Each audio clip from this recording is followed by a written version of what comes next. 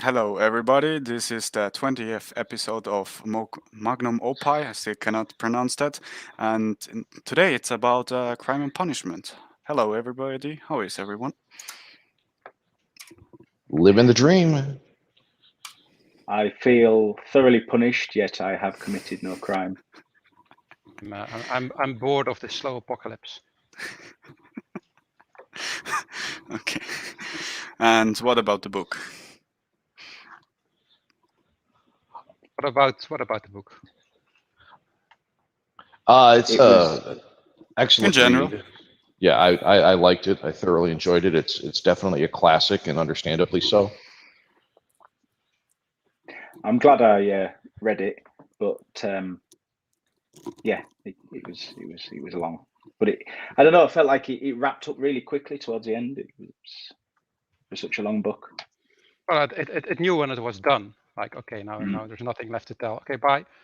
So that was good. It's not like Frodo still had to go to the harbor, and like there was another hour of movie after the end of the climax. So Yeah, I felt it was like that film, The Departed. Just wraps up quick. Everyone dies. Well, not everyone, but and we lived in that movie. So Leonardo DiCaprio. It's like everybody No, played it in was that it was Matt Wahlberg that lived. well, movie. onto the author. This isn't just tangent. Fyodor Mikhailovich Dostoevsky, and if I butcher every name in the stream, I don't care. I tried my best. I did even the apostrophes and circumflex and all this kind of stuff. I tried. I do my best. Well, onto Teaches him to be in Fyodor. Russian. Yeah, and I cannot speak Russian, so here we go. Fyodor Mikolai Dostoevsky. He was born in 1821 and he died in 1881. He was the son of an army doctor. His family were mostly clergymen. He, due to his father being a clergyman and an army doctor, he had a high social status, but his family never had poor. Were poor, they never had money.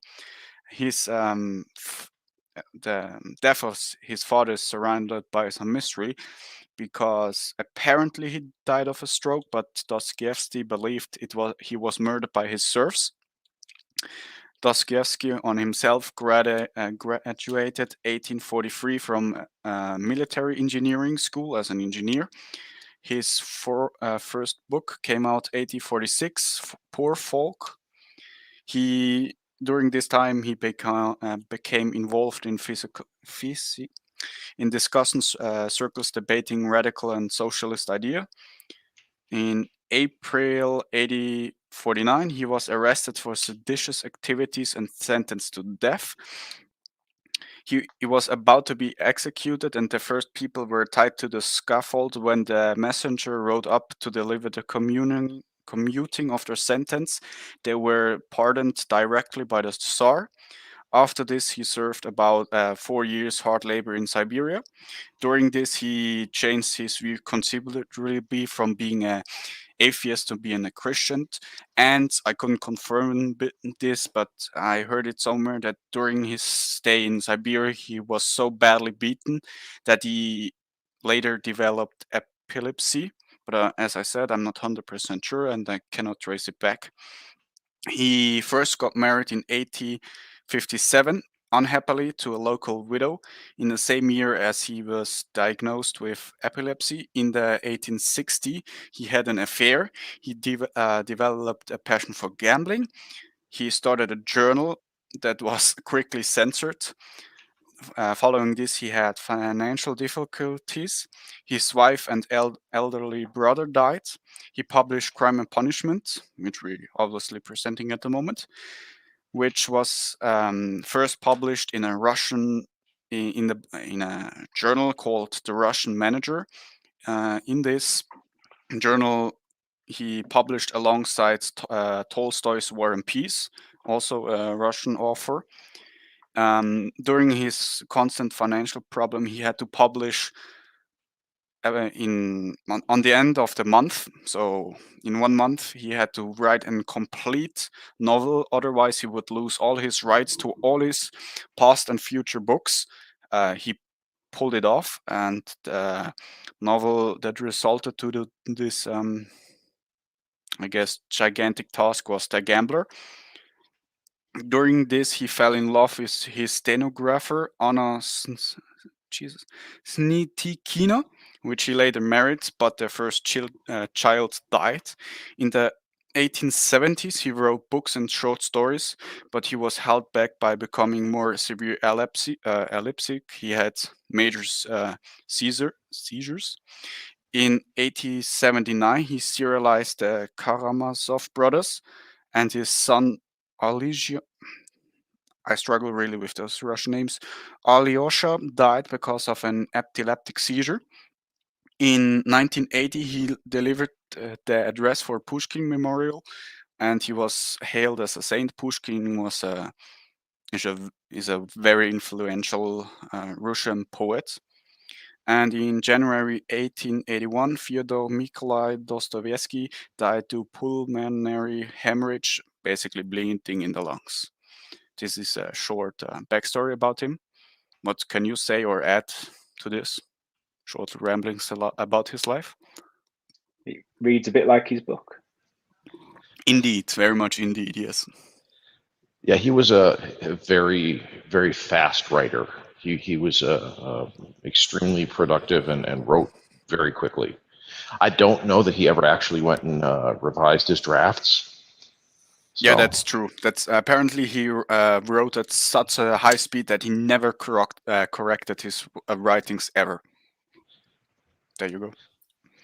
And funny things during his travel, which I didn't mention because it would always be flopping around the topic, but he basically fled from St. Petersburg, got back to St. Petersburg, and fled again to money problems. And during his stays in Europe, he developed hard anti-European sentiments. As well, he had some strong feelings towards the Jews. yeah, and a lot of his political philosophy was reflected in his writing. Very similar to Plato, he used stand-ins to argue both sides of a position, and by the conclusion of the novel, you can see which side was the one he favored. Yes, indeed. Have you read, all of you, have you read any of the other books by him, or just this one? This is the only book I read from him. Okay. Yeah, same here. They're on my list, but they're very large, and I don't really have a lot of time to dedicate to it. So Yeah. Yeah, I think something about the Russians. I mean, what's the other? Tolstoy is something else, and there's a third one, Gulag Archipelago, Solzhenitsyn. Yeah, there's something about Russian authors and their novels. well, they live in Siberia, or generally very cold areas, so there's precious little to do but write and or read. So they spend a lot of time writing, and they produce a lot of words. Indeed. Do you have anything else to say about Fyodor Nikolai Dostoevsky, or can we go on to his legacy?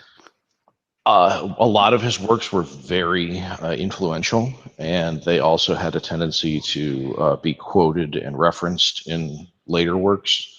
So while his initial works are extremely difficult to get through and large, ponderous volumes, subsequent authors have distilled those down, his thoughts and his points into other works somewhat more succinctly. So while it's always a good idea to read the source material, the original, it's also possible to understand and read what he was getting at in other works and works by other authors. Yeah. Onto his legacy, as you said, Dostoevsky is one of the most read Russian authors, and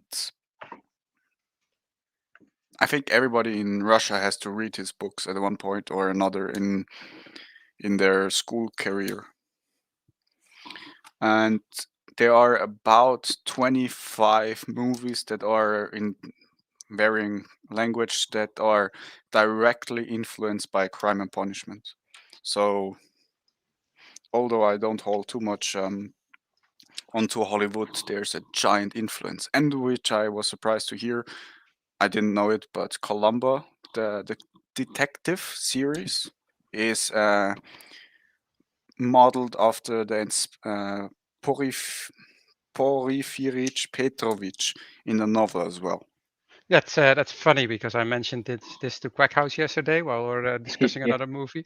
It's like this scene from Columbo just reminds me so much of how the inspector is like chasing down and trying to outwit the protagonist just There you just to go. try to find this crime. And this one scene that I showed him was actually that Columbo was at the at some fictional high IQ society, and then he was basically telling, well, the crime's been done like this, and then the guy said, no, no, no, no, it's done like this, and that's how he entraps him.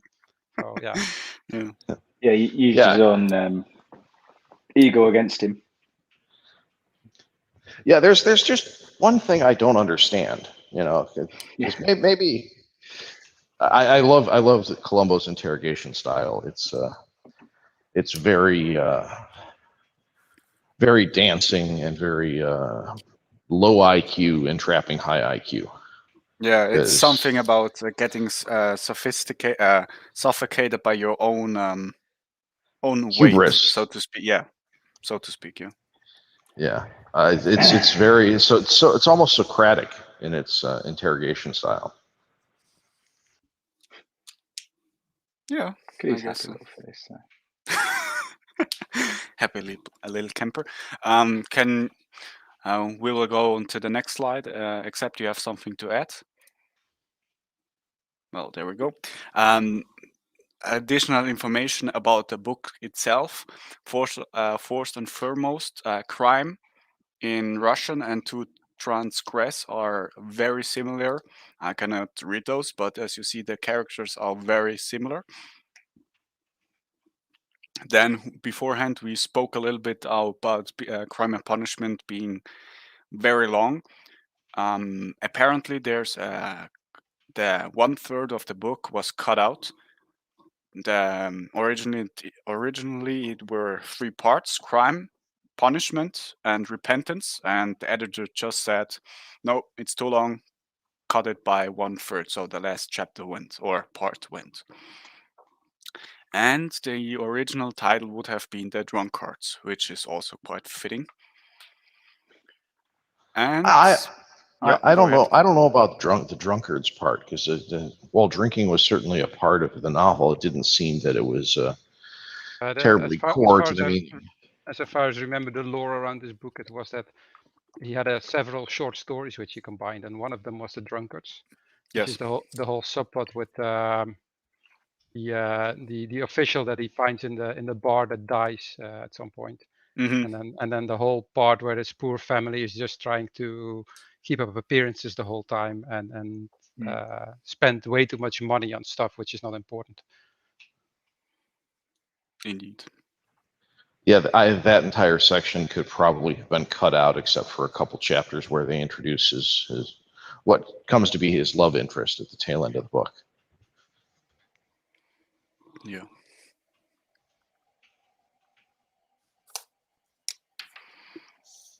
Okay, anything before we go on to the next slide? No. Well, we spoke beforehand, but the Russian names are very confusing. But basically, you have 3 names. You have your first name, your given name, and your patronymic, basically the father's name, with difference in ending, but we will come to that, and the family name. For the male name, or basically if you're male, the ending of your father's name will get attached with those isms, as you can see in the matrix. And if you're female, the ending will be different as well. So, for example, Radion and Avontia are from the are brother and sister, but basically it's used as a family name, or their patronymics names are different. So as you can see, Radion's name is ending on O Vich, and Avidyotia is ending. Excuse me, patronymic name is ending on Onvnia, and the family name is different as well. It's for a male, it has to end on a constant or a Y, and for a female, it will end on a constant, or basically the constant and an A, or an Y and an A. Does that clear some confusions regarding the characters, or was this hard part for you as well? Yeah, remember trying to keep track of the names was a bit tricky, but soldiered on. Yeah, one of the things that is interesting about the Russian language is its strong gendering of names, even. So that the Ivanova and Ivanovich, Ivanikova, Kov and Ivanikova, they're all very distinct and important linguistically. So for people who speak less solidly gendered languages, it's very difficult to understand what they mean when they say things that are similar but different. So Yes, indeed. just one of the things you're going to have to learn. Do you think they all end on X nowadays? Something tells me that Russia's not particularly embracing of non-gender normative individuals. There's only one demographic that is.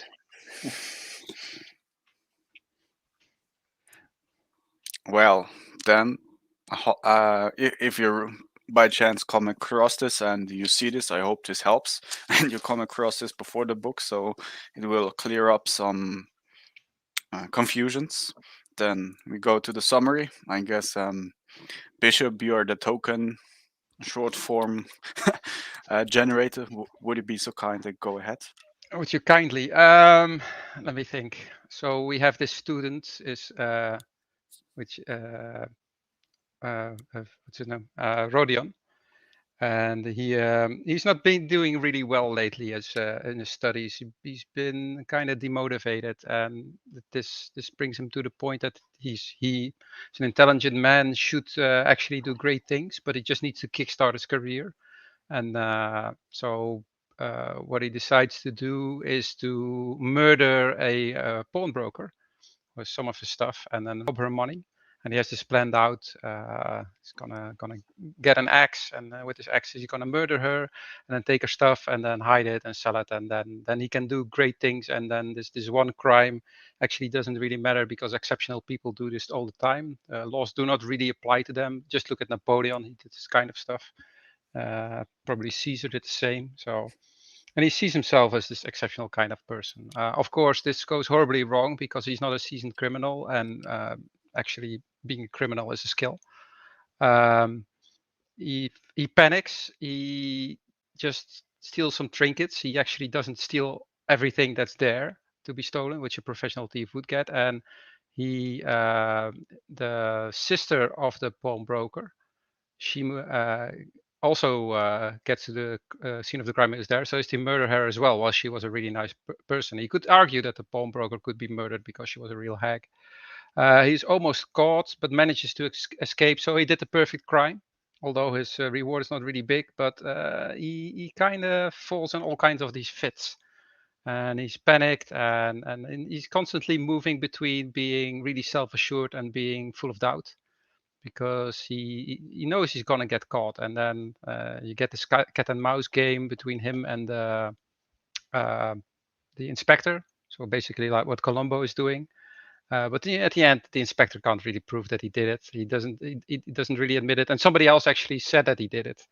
So yeah, they have. It looks like the case is closed, and in the end, he is so overcome with guilt that he basically just confesses, because he can't live with his guilt anymore, which just surprises everybody, even the inspector.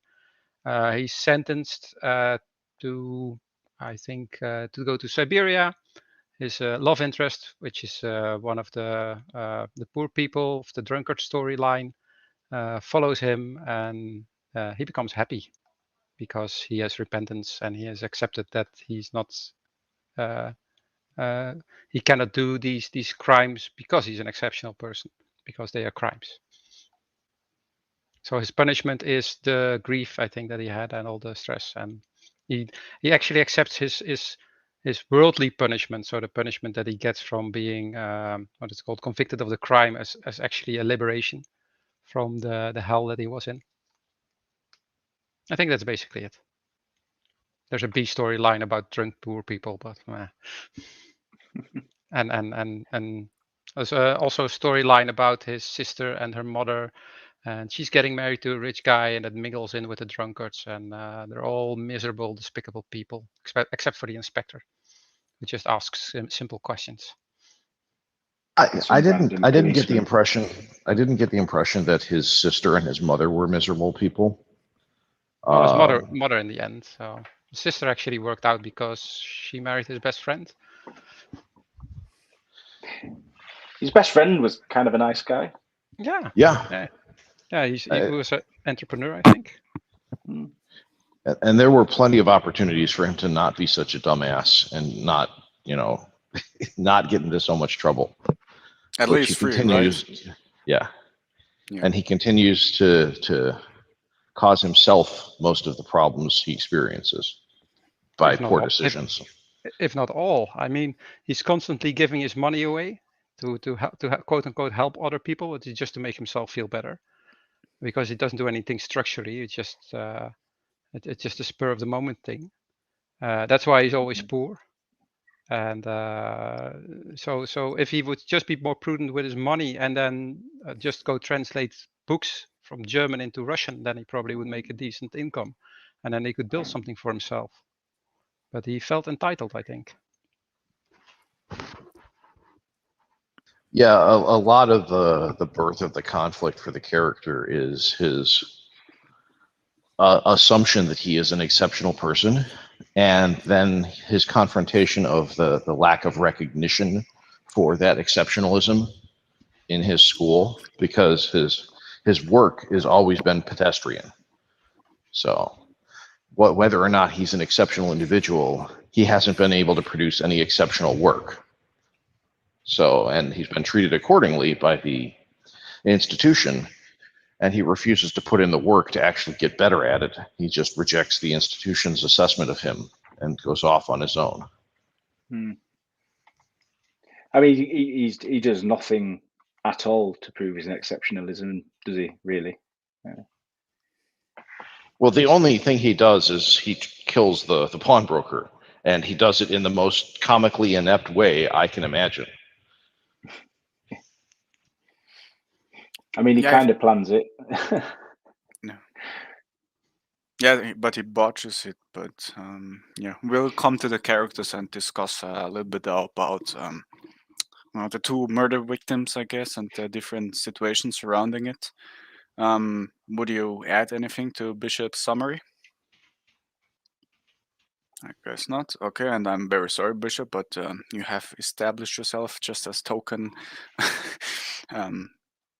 guy that does the summary, I guess. Sorry for that. I guess everybody has his role to play in this great comedy. Yes, indeed. Summarizer in chief. Yeah, exactly. Are we divine comedy? Does God smile upon us? I guess we don't know. We will soldier along. Onto the minor characters. Do you have anything about those, or are they more or less just puppets to make the scene go along? One of the things that Dostoevsky's writing allows is a fuller exploration of some of the minor characters. So unlike other authors, they aren't completely and totally two-dimensional or extant only for the point of the point they make in the main character's progression. So I felt that his writing and his illustration of all of the secondary characters was very good. The characterization was excellent. You understood why they did what they did and what their thought process was behind their actions, which is a lot more than can be said from a lot of authors for secondary characters. That's true. I agree. I just thinking about Natasha, how she basically brought Raskolnikov back to life a few times by trying to feed him. Hmm. So yeah. So not just puppet, more like yeah. Well, I stretched an analogy too far. So yeah. Well, There's a lot of the two characters I'm thinking of mostly are the two children of the drunkard. Even the young girl and the young boy are both believable characters of children who are traumatized and acting appropriately in that environment. Yes, indeed.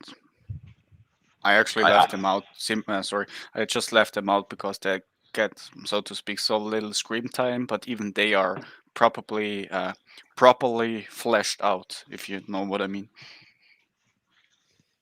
Yeah, their actions were very believable, and I felt a great deal of pity for them. Mm. Yeah, that's true.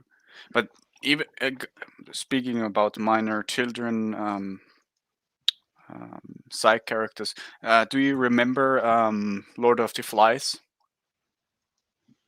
The Of children there, course. yeah, they Yeah. were more or less just how you call it. Sketches. Yeah, not sketches. I'm searching for a different word. More something that the wind being the passions just move like they want. You know, they're just eating when they're hungry and they're stuffing their faces full. They're sleeping when they're tired and there's something I forgot as well. But they're yeah. They don't just drive. They don't drive anything forwards. yeah, exactly. And even They're here just at the the children. mercy of the characters. Yes, indeed. And the children here, as Brandon said, are more fleshed out. Okay. On to the next slide about the first murder victim. Do you want to say something about her?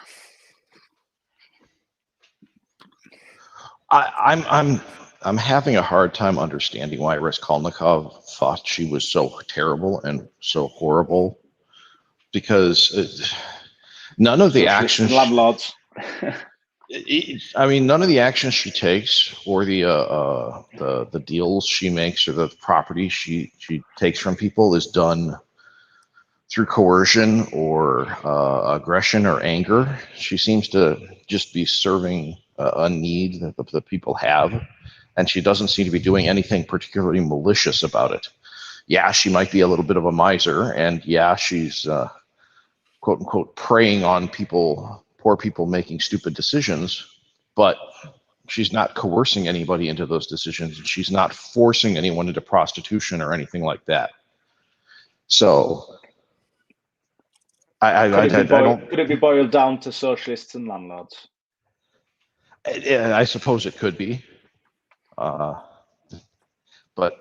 that's the overall my overall approach to her was, I'm not entirely certain why she was viewed as this great, evil, horrible person Raskolnikov thought was fitting of murder.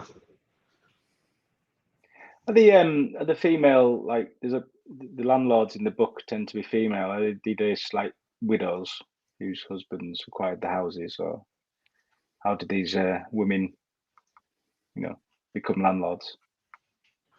Well, I think Inheritance.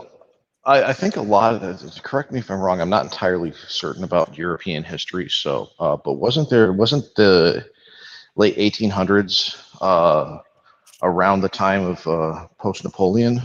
Yes.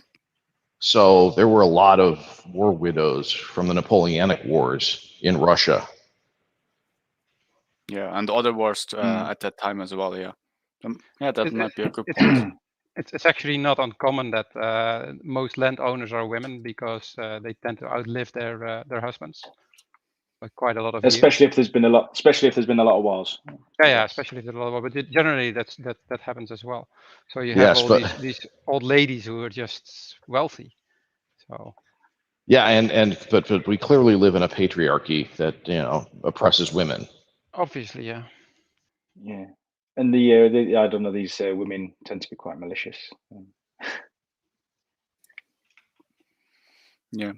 Well, onto this character, I would argue she is actually she is his murder victim, and the next character will be the second murder victim. But there's a slight difference in each cases. Basically, the first one he murdered, and because he planned it out. Um, he planned it out, and the second killing, or yeah, the second act was more of a killing than a murder, because she just happened to be there at the wrong time, at the right place, or the wrong place. So I would see their slight difference, but he at least took two human lives as well. So yeah. And this let's goes point out the other into one was described as a nice person. Yeah. yeah, and this goes into the first point about the absolute comic stupidity of Raskolnikov when he murdered her, because he didn't even actually close the door behind him, which is just ridiculous and moronic.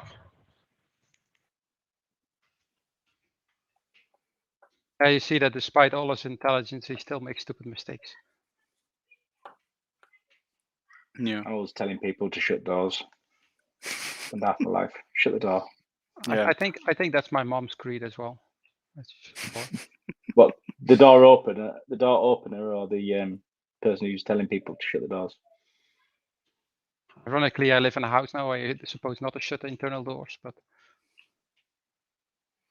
I was always brought up to not only shut the door but lock it. So it's been a habit for several decades now that every time I close the door, I lock it, and it's just simple things like that Raskolnikov that go completely over Raskolnikov's head. Mm-hmm. what you get is that somebody who's quite, I wouldn't say rational, but he's somebody capable of rational thought, of thinking, but basically goes out of the door when he gets into a stressful situation. And then you do you make stupid mistakes. It's these stupid mistakes that he made during the murder, and it's the lies that he has to do, which just lead him that he basically on several occasions actually almost betrays himself.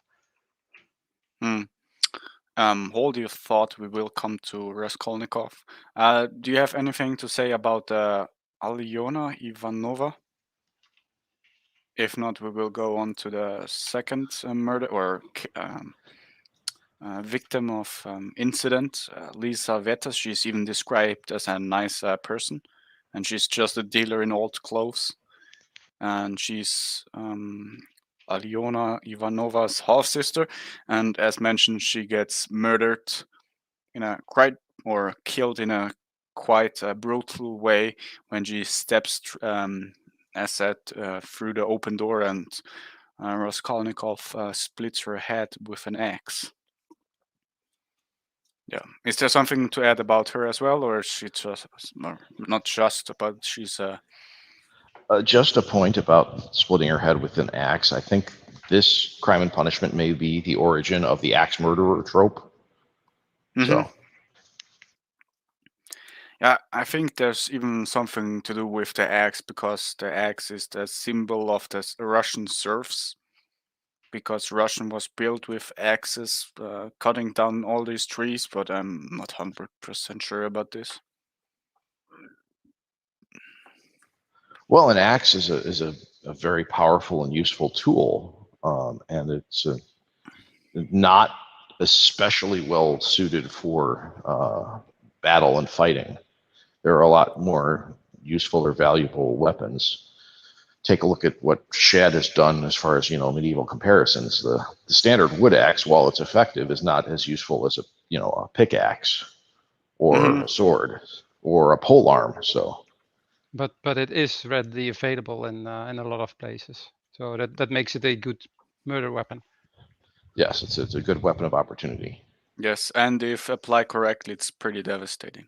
If you hit, and you hit the right part, but other than that, it's probably, as you said, Brandik, better weapons of choice are available. Okay. On to the inspiration of Columbo. Porfiry Petrovich. This actually was my favorite character in the whole book because he punishes Raskolnikov by, I guess, tricking him into a mental frame that he suffocates under. I quite liked him. And yeah. And his name is based on a purple mantle, which is, I think, reserved for the clergy or the kings and kaisers or of Europe. So yeah, therefore the name giving. Yeah, purple is very classically associated with nobility because it's always been the most difficult dye to obtain and to get to provide a rich, deep Roman purple. Indeed. In fact, there have been several societies where it's been illegal for anyone who's not the ruler to wear purple, which I think is the only time there's been punishment for colors that are worn by people. Yeah. Yeah. Would you like to add something about this character, or can we go to Raskolnikov? He's my favourite scene with him, if you want to call it scene, was in the cafe towards the end when that's his full Columbo mode.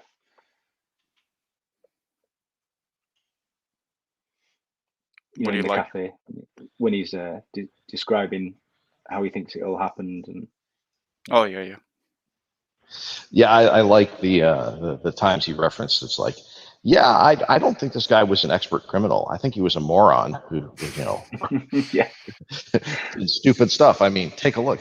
He didn't even get all the loot, and I think he left the door open, which is why he had to kill that other person. I mean, we're not talking about a brilliant criminal mastermind here. It's the biggest insult which you can make for somebody like Raskolnikov, who basically lives from the admiration of his intelligence. Another scene between them where they're discussing a paper that Raskolnikov wrote about whether an exceptional person is allowed to break the rule of law. He kind of entraps Raskolnikov and is like, "Is this your motivation to do it?" It's very interesting that you write something like that. It's something that Raskolnikov also bites into because he's also what do you call him? He's somebody likes his intelligent work, which is something he's really sensitive to. Mm-hmm. So yeah, telling him indirectly that he's a moron also is a big insult. So yeah, I guess the best word to describe it is pride becometh before the fall. definitely. Well, this is another classic example of the main character looking at the world through an altered frame and recharacterizing his actions as something they're obviously not. So this is just what one of the main reasons I like the Inspector is he is a reassertion of reality. Of like, if the independent observer comes and watches this and looks at this, and he's just going to see nothing but a comedy of errors from start to finish. And that doesn't matter how much you paint up a pig, it's still a pig. And a lot of people don't want to look in the mirror and see the pig that they are. They want to look in the mirror and see that they're a king. So Raskolnikov the Inspector forcing Raskolnikov to recognize the stupidity and the ignorance and the level of ineptness in which he undertook the actions he did is helping to basically bring reality back into the picture, which I think is fundamentally one of the core tenets of good writing. Yeah, but there's also something with Petrovich that he takes a position up that he just needs. I think he recalling to the moment where Raskolnikov and Petrovich are if I remember correctly, and the correct name, of course, into his office where he tells about military history. And maybe he's genuine, maybe he's not, but it comes through that he says what needs to be said to wind the other person up to establish truth, something to that effect. Yeah, he's definitely a wind-up merchant. Indeed. Well, yeah, it's challenging their perceptions of reality and challenging their false perceptions of reality, which I think is I mean, it's the classic role of the jester, which is Mm. why the medieval jester was so lauded and so frequently murdered by the king, because he's sitting there saying, "You're not wearing any clothes, Your Majesty," and he's ensconced on the throne in a robe with his junk wide on display, and he's like, off with his head. Mm. Yeah, he is even similar dressed to one of Edgar Allan Poe's characters. I cannot recall the um, exact name, but he is also short. I think bald as well, pretty round. Maybe not that pretty, I assume. But yeah, he, as you said, he's probably the jester or the trickster to establish the truth. Okay, on to Raskolnikov. So he is obviously the main character, and we have talked quite a lot about him. He's a former law student that might be relevant, and to the name giving by him from Russian, it's Raskol. In English, basically meaning person who splits or cracks, which is coming to the end where he confesses or is compelled to confess his crimes. Quite fitting. And in general, the names in the brackets are just nicknames or the names that other people give them.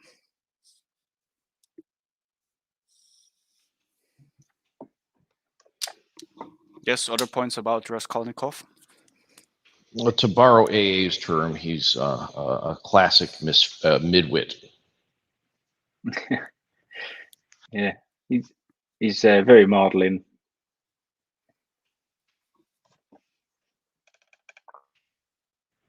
Yeah, his ego is so much greater than his ability that he basically lives in a fantasy world, and when forced to confront reality, he actually has a split, and that's he has a lot of psychosomatic illnesses that manifest the divorce from reality and reflect the fantasy land in which he lives. Yeah, he I guess in this point, I think where I interrupted Bishop beforehand, he's making himself out to be maybe a Nietzschean Übermensch, but he's not, and he's not even that he gets physically ill after his act. So, in the other hand, he maybe be he has an oversized head, but nothing to carry that weight of that overly proud head, so to speak. Big Well, smooth brain of his. Yeah. well, on top of that, he thinks that he can rationalize or at least control his emotions to the point that he does not need to what do you call it that he can override them as it is. He is in command. It's not his emotions. And then it turns out that it's after even before he commits the murder, he's already like walking around in some kind of trance. So he's not in control at all. So the illusion that he creates for himself is that he's the master of his world, which he's not. Yeah. Like when he went towards the end when he winds up in the cafe. Yeah. He doesn't know why he got there or how he got there, or just... Well, there are a couple of instances. Like also when in the beginning he ends up in a cafe and he's there because he's just been ill, which is he had a fit after he committed a crime, and he what do you call it?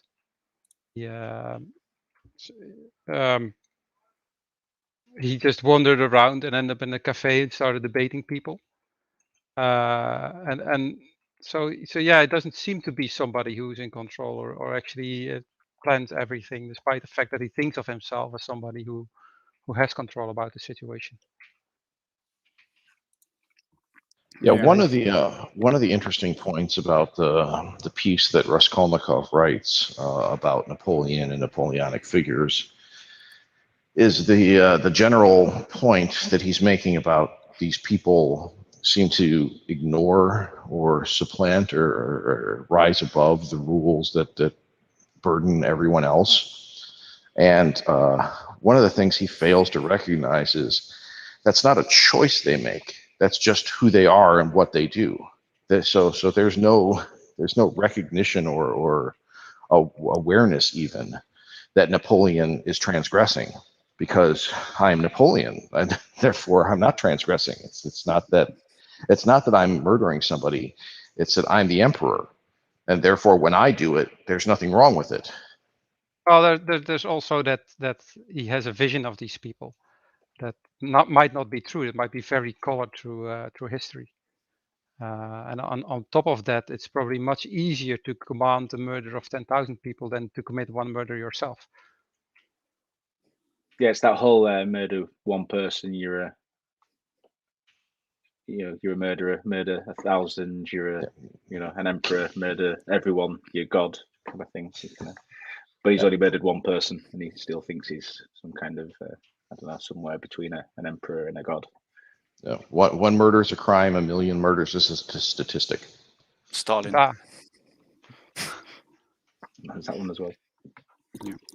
Yeah, I think he mentioned this in his or during a speech which he does. He mentioned that at the moment of the Raskolnikov speaking, at the moment of committing a crime, the criminal suffers a collapse of his will and reason, which give place for childish thoughtlessness, which is on a fitting side, I guess, very, very much describing him, and he isn't even realizing that. That is true. He is very childish and is emotionally.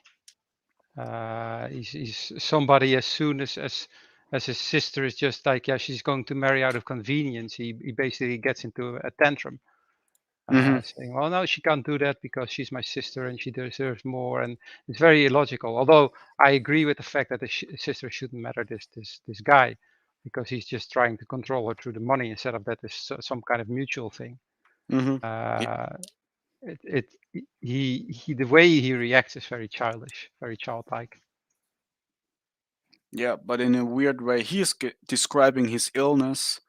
So he's normally, you say, watch people what they do and done what they say, but with Raskolnikov it's inverted. Watch what he say and not what he's doing, because what he says is, I guess, mostly right, supporting his theory, but in matter of fact, it's not. Or what he's doing, he's acting just as childish as he says a criminal is. Well, that's one of the things that I think is a misreading of the book, in that the entire book stands as a testament to that. No, what Raskolnikov is saying and what he's writing is not true and is not possible and is not capable of being implemented. The Napoleonic character, or the Stalin or the Trotsky or whatever, is not first off, they're not an accurate representation of man. They're certainly not an accurate representation of the epitome of man, and they're not a character to try to emulate. There's more grace and dignity in your farmer or your herdsman or your blacksmith than there will ever be in an emperor or a leader, especially one that goes on to conquer hundreds and thousands or millions of people. I think that's the core point that Dostoevsky is trying to illustrate, that man should be happy with the world in which he finds himself, and that he shouldn't try to encompass more with his arms than just his world and the world in which he finds himself. It's I think a love letter to the common Russian. There's a lot of worship of the managerial kind of thing in it. All the a lot of the characters, they're all making reference to how this person's a magistrate, or some kind of managerial role. They'll seem to. You can tell where the kind of socialist thing might have, the love of the managerial within socialism, coming from Russia, came from. And if you look at the characterization of the managerial characters, or those who are actually the officers in charge and whatnot, all of them are selfish bastards who aren't undertaking the actions of their station with any interest in providing the service to which they've been hired to do. The only person who does something in that order is the inspector, and he's a low-level inspector, and he's constantly being chastised by his superiors for his outlandish, disrespect.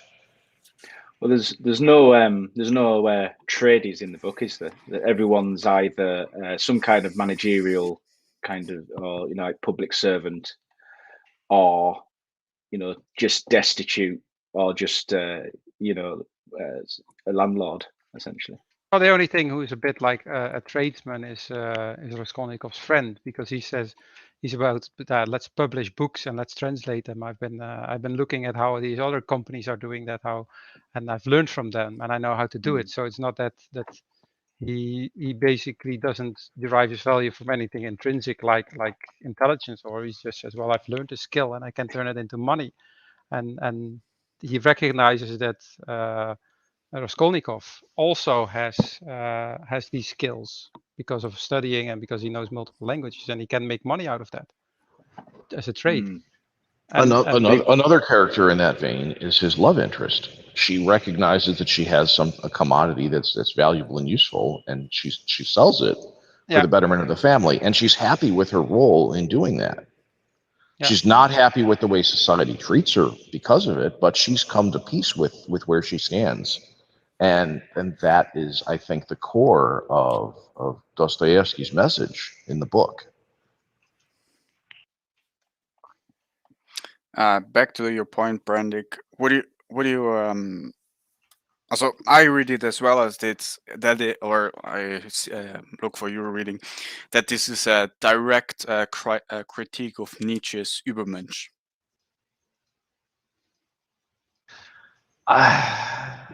I don't know that it's a critique of the Übermensch, because I think this is more recognition of the for lack of a better term, distribution of people. And Nietzsche was writing to a particular subset of people in the same vein that Machiavelli was. He was writing to the sociopaths that run the world. And Dostoevsky's writing to everybody else, and he's saying that just because Machiavelli and Nietzsche are talking about these things, that doesn't lead you to a happy or a good or an enjoyable life. Certainly not one that's going to provide betterment for you. If you're going to take up the mantle of the Übermensch, you need to be cognizant of the fact that it is going to be a lonely, long, and dangerous road that may very well end up with your going away as soon as you put your foot on the road. Yeah, this is he's about a long way from the Übermensch as you can get without, but the long road bit. Yeah, but this is what I'm trying to say, maybe not very eloquently, but Raskolnikov tries to, so to speak, pick up that mantle and throw it around him and carry it forward, but he fails miserably because he's not. So, as you say, yes, basically he should stay where he is, or follow that path, and maybe in that path be the best he could be, but be happy. But Raskolnikov doesn't do that. He tries to be something, I guess, different, but different isn't the right word. Something higher, something über, basically meaning. Yeah. I think it's more. Don't be happy, be satisfied. That's the difference. Is don't aspire to be something you're not, and recognize that just because that exists, you either are or you aren't that. It's similar in vein to the way that the Brits always thought of aristocracy. You know, you're either a gentleman or you're not. You know, the Kingsman. You know, manners maketh man. Yeah. And you can teach people that, but you can only teach it to people who have Are the capable. potential to be that. Yeah.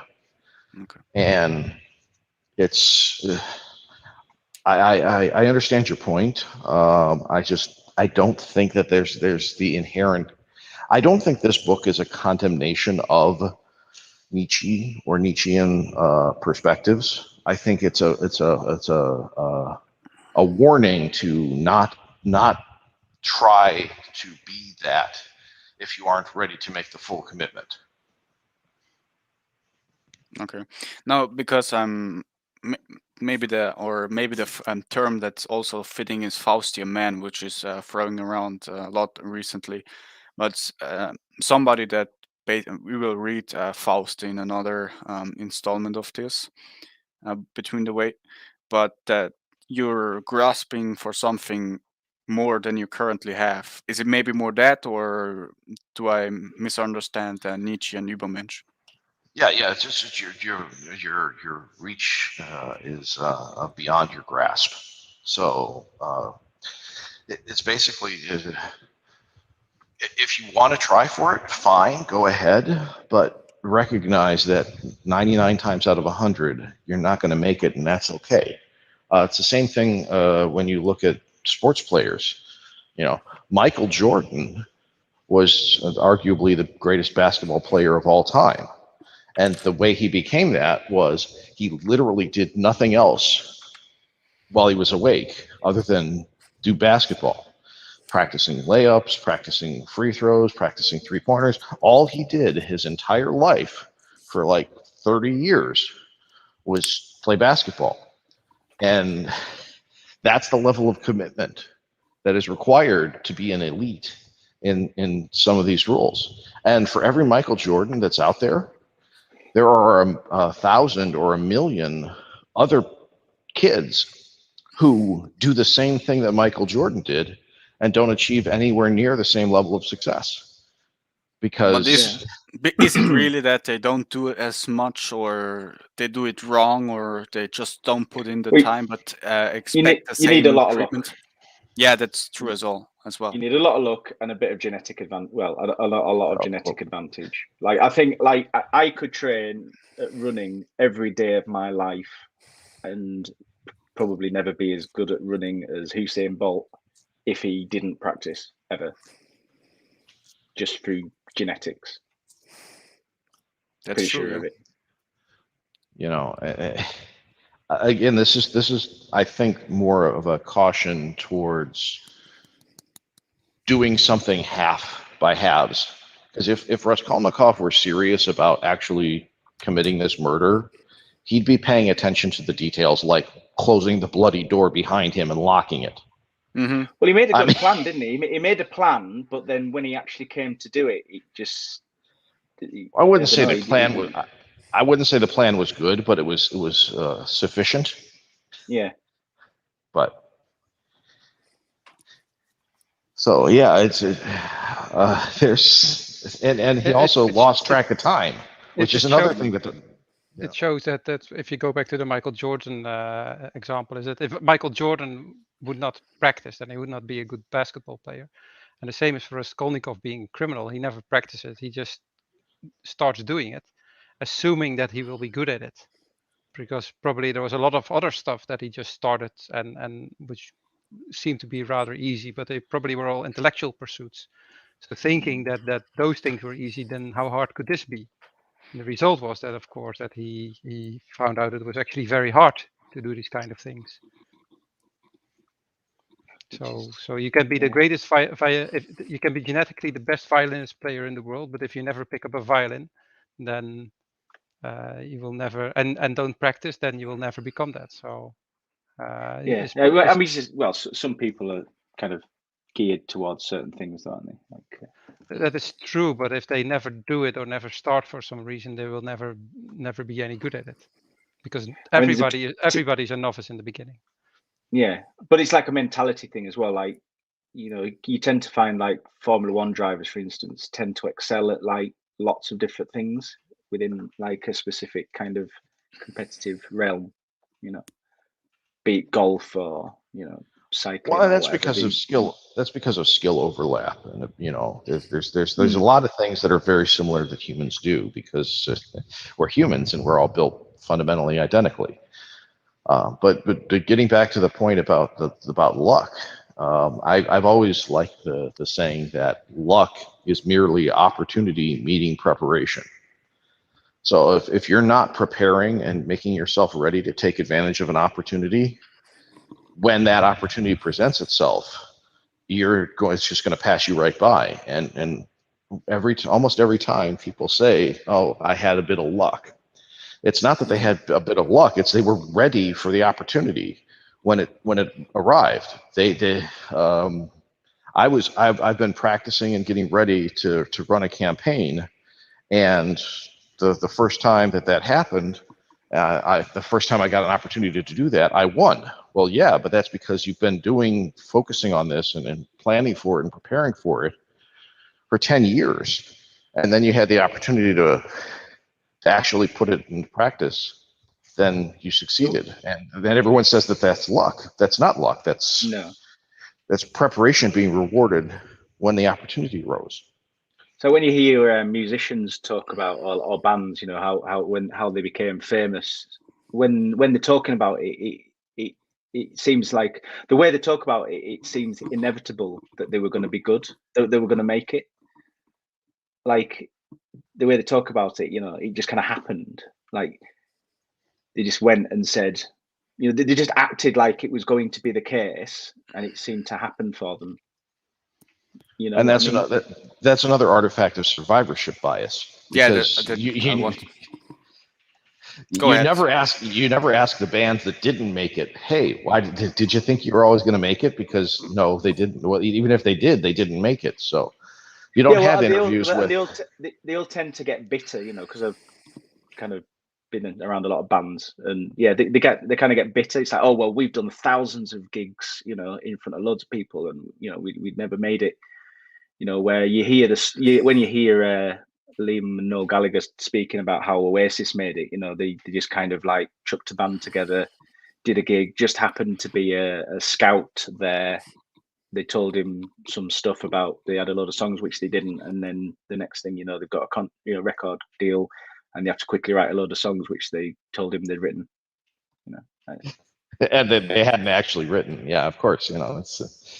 Well, there was I don't remember which singer it was, but one of the singers who got really famous, it might have been Mariah Carey, who was singing to herself at a gas station while she was filling up her car, and a talent scout just happened to be at that gas station at the same time, and walked over and wanted to talk to her and sign her, and everyone thinks that's kismet and that's luck, but she was singing constantly because the only way you're singing while you're filling up your car at your gas station is if you're always bloody singing.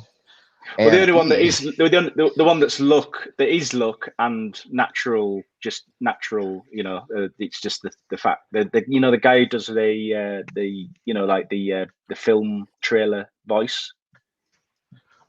In the beginning, there was. The guy who does it now, not the guy who used to do it, because he's like a white, bald, like kind of geeky-looking guy, which doesn't like suit his voice whatsoever. But the guy who does it now is like this black guy who apparently was at some kind of ticket booth on an underground somewhere, and some guy from some advertising film agency just heard him speak and was like, "You," and now he's like a multi-millionaire doing all these film trailers. Yeah, wait a second. I guess to analogize this, it's a hook and a loop. The luck is the hook, but you, the creator, have to have the talent and the preparation so the hook can grab into the loop and pull the train, so to speak. So there has to be something there, which has to get hooked and loop so you get pulled. Like his deep, sultry voice. Luck needs to be captured, and in order to capture something, you need to make a trap. Exactly. So if you don't have that trap, if you don't sing all the time, you can have the most beautiful voice. Nobody will discover you. If you don't come into contact with all kind of different people from all walks of life, they will never discover that you have the perfect trailer voice. So it's In fact, yeah. so you have to make sure that you can capture luck, which doesn't mean that you will capture it. Yeah. It's kind of, if you never play the lottery, you will never win it. But some lotteries Yeah. are more in your favor than others.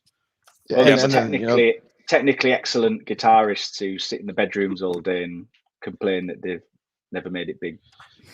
well, the same thing, the same thing is the case for your career. If you're not out interviewing for new jobs while you still have your job, you're not going to keep getting promoted.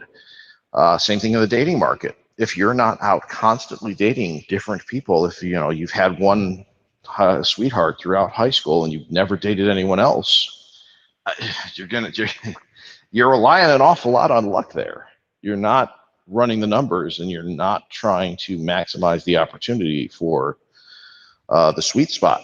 You're not maximizing your opportunity for getting luck and finding opportunity meeting preparation. This is just your classic numbers game, and it's applicable to so many different areas of life. And it is so evasive and not recognized by most people that it's just terribly frustrating and sad. So, in short, you have to be prepared. You have to roll the dice to get a 6, and yeah, something like that. And you have to roll the dice.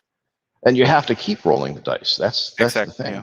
Yeah. Whereas It's- Raskolnikov kind of rolled it once, didn't get it, and then was this like, oh well, I should get it because I'm awesome. But But he's Yeah. not. Okay. Mm. Yeah, I think we hammered a good point here home, or at least chiseled on the outside, I guess. And on that note, gentlemen, I do have to depart. I've got a 9-hour Say drive ahead of what? me. Yeah. So, Sadly, but if it you're was bored fun later, you talking. can still, if you're bored later and we're still talking, you can jump back in. Well, I'll be driving, but thanks, guys. Take care. Happy Sunday. Bye. Thank you too. Bye. Bye bye. Bye. Enjoy your Sunday. No. And he's gone. Okay. Yeah. On this note, Napoleon is mentioned a lot, and this is probably, as we hit on before, because Napoleon's Russian campaign was in 1812, which was about 55 years, before the book was written. So there's quite of reason why there's or a chance why there are a lot of war widows, or why Napoleon is mentioned a constant. When it talks about his name being Russ, to crack, to split, to crack, to break, do you think that's talking about like a physical split, crack, break, or do you think that's talking about his mental state? Because that definitely splits and cracks and breaks. Or maybe that he splits and cracks and breaks other people's brains. Yeah. Mhm. Yeah, that's Yeah. what I mean. Like, is it talking literally, or is it talking, metaphorically? I think yes. Because The with his answer is mind. yes. Yeah, Both. Yeah, both. Yeah. I would agree. It works on both levels. So yes.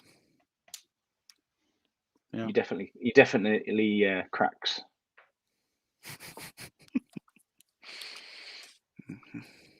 No, but Napoleon was a big scar in mid 19th century Russia, because basically he had them beaten.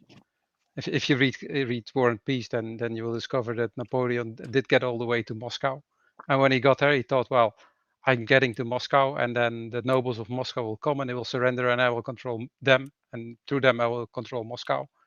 But he didn't realize that everybody just left, and the town was completely empty. So you're sitting there in an empty town in the middle of Russia, not having any supply lines, not having any control, and mostly built out of wood. If you just wait long enough, it will burn down, which it did. Oh, the Russians set it on blaze Also, on purpose. So he had to retreat, and of course it was not good, because he was being chased in enemy territory by the enemy, and that would mean that In the Russian winter. Yeah, you always have people who who drop out of an army who are stragglers, and they get the ones from the Russian army. They would be picked up by the population who just been liberated, and the ones from the French army, of course, would be eaten by the Russian army who's chasing them. So yeah, it was a very big thing. But they did recognize that, which is also a plot point of War and Peace, is that Napoleon was a great man because he did great things. But of course, they defeated the great man, so they are even greater than him. So that's the French were a bit like the mid 20th century Germans of our days. Yeah. To that Russia campaign, yes, it's true that Napoleon basically took Europe under his heels, but he got more or less defeated by the Russian winter. But Russian helped it very much because they attacked supply lines, and if you know anything about military, supply lines are everything. If you cannot get warm clothes or food in Russia in its winter, you will get decimated. And on the strategic point for Russia, you basically have to hold Moscow to hold the rest, or also St. Petersburg or Moscow, since St. Petersburg was at one point the where the seat of the Tsar was placed. But if you're not allowed that, or the Russians even burn down all the supply line, the town, and poison all the wells, which you need to resupply your army, you're effed in the A. I mean, Russia, like I posted in the chat earlier that one of those videos, you know, where it shows you the size of the army on like a bar graph, and it goes through history. Well, like one thing in it, like Russia's always got a big army, and it's like, well, why does it bother? Because like it seems like the thing that Russia has on its side is Russia, the lay of the land and the weather, and it doesn't need a massive army because it just seems to be able to, you know, that never seems to help it very much. He never really achieves much with it. Yeah, but the problem is you have a giant country and you have to hold the territory. Otherwise, the country will just be carved up. And don't forget that Russian mainland is very flat. You have basically no geographical features that protect "quote unquote" Mother Russia, which is apart the from reason. the weather and it's the actual size of it, you know, and the weather. Yeah, the weather, but the weather as well. You have Russia is so big that you have Arctic tundra and subtropical climate in Russia as well, basically by the Black Sea, where you got this comical moment where you got Sochi, which is at if I recall correctly, at the Black Sea. But if you go up the mountains, you have better skiing weather than in Switzerland. Isn't Sochi is where they had the Formula One and all the other sporting events, isn't it? Yeah, and Winter Olympics, I think 2016 or something, or 18, something like that. So that's actually a really good talk about Russia from Peter Hitchens, where he goes into all these details. And the problem with Russia's worst parts are just flat steps. If you got fast tanks, you gained quickly vast amount of territory, which you need, or where you have to roll through with all your supply lines. And quick note on the Napoleon campaign: Hitler invaded Russia on the same date, just I think 100 years later than Napoleon did, and it ended in the same disaster. Mostly for the same reasons, because of the shitty weather and the Russian that attacked the supply lines of the Germans. And they all had the British on the other side of them, just poking them. Yeah, well, the British maybe, but the Russian got giant supplies from the Americans, which definitely helped. I think it's land leases, where the Americans, I think, manufactured big parts of the Russian wool coats and shoes and all this stuff, nice stuff, and canteen milk and whatnot, which was supplied by by the Americans. Basically, Sounds about right. yeah, which basically made it impossible for the Germans to ever get to Moscow. They were probably the Americans were probably selling a few to the Germans and all. Yeah, well, that's a different topic. On to the main point. Do we have anything to say about Raskolnikov? He's not very likable. That's it. Yeah, indeed. Yeah, as said, he tested their theory that he's a great man, and he's not a great man, so he failed miserably. And he got even. I mean, he would have got away with it, seeing as someone actually, admitted to the crime. He just his own thoughts got the better of him. Indeed.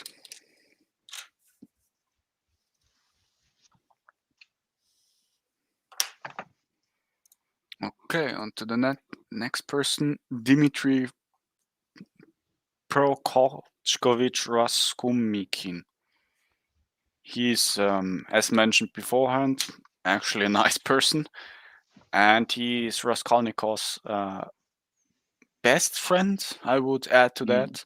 And his name means in Russian razum, means in English basically rationality, which you can see in the book.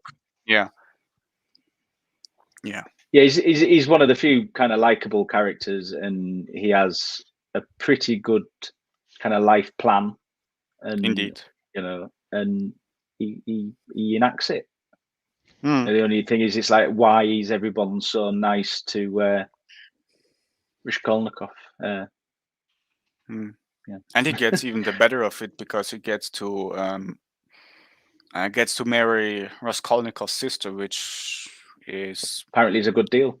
Yeah, it is a good deal. And he she's described very well, like throughout the book, isn't everybody kind of yeah, he's a good-looking girl, but sensible as well, seemingly. Yeah, I guess Raskolnikov is a positive influence on switcheroo. Razumikin is a good influence on Raskolnikov, and the embodiment on what could have happened or what Raskolnikov could have made out of him if he just, so to speak, keep on the right path. He even offered him the job, which Raskolnikov could have picked up to do something out of him, but he refused.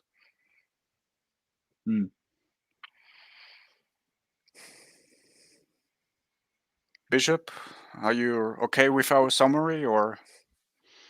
Basically, he does drink a lot and party a lot, I've noticed. He's trying to pull Raskolnikov out of his loner emo state and try to get him into being more sociable. And he's a young student, isn't he? Yeah, I can imagine what they do. It's what do you call it? Experience. He basically tries to womanize every woman that he meets and tries to be really nice. And but on the other hand, he is the entrepreneur, so he's the kind of guy who probably will make something of himself because he does not wait for stuff to happen to him to which he's entitled. He's building it himself. Yeah, well, he's got a sensible, realistic plan, hasn't he? Yeah, and actually, what he probably will do then, if he enacts it, is that he will have a small business that does something, and that you can do to capture some other thing, some other luck. Because if you go to somebody and you say, well, I want to do X, and you have nothing, then they will say, yeah, I don't know. But if you already have a business, then it becomes more plausible that you can do another business, right? Well, even when he's describing what the business will do and how it will run and everything, in one of the chapters, he's not like, oh, we're going to have the best, publishing company in the world. We're going to take over the world, and we're going to publish all these amazing books. He's very, very realistic. We're gonna take something which already exists in other language, and we're just gonna translate it and sell that because there's money to be made. Yeah, and we're not going to go for the big hitters. We're just going to plot, just grab the books that nobody can be bothered with, It doesn't need to be exceptional. That's the point. And he sees that there is a demand for which the current manufacturers, the current translators are not supplying anything, because either they don't see it or they're unable to do, because he's planning on to do very technical books, not just cheap romans. So he's having a plan. And to enact that, he needs people with a certain ability. So he could be like the conduit for somebody to Raskolnikov to become successful, to do something with his talent, instead of saying, well, because I'm so smart, I'm entitled to X, or because I'm alive and entitled to X. So he's not somebody who is waiting for entitlements, but he's somebody who acts, and in the end, all actually gets what he wanted at the beginning, which is to marry Raskolnikov's sister, because he's quite smitten with her when he meets her. It's like, oh, this is a lovely creature. I don't have any money right now, but do you want to marry? Well, his sister is actually looking for somebody to take care of her, because that's kind of the society they live in. So she has some kind of reason to go for like short-term money, which is the old man that's the one that with the 100 ruble note. He basically tries to buy her allegiance, because she's miserable now and I have money, and as long as she will be dependent on me, so she'll be an obedient wife. While he's basically like, oh, I like you, let's do stuff together. So it's a completely different way of interacting with people. So he's the guy. He's the kind of guy who probably be able to start a business, get people do stuff for him, and become quite wealthy. So a kind of proto-industrial. Sensible, rational. And he's certainly not motivated by emotion like Raskolnikov, who's basically, I think almost everything he does is motivated by emotion. Well, in real life, we are always motivated by emotion, because otherwise we wouldn't assign value to stuff. Like we wouldn't say like, well, I do X instead of Y because I think it's more important.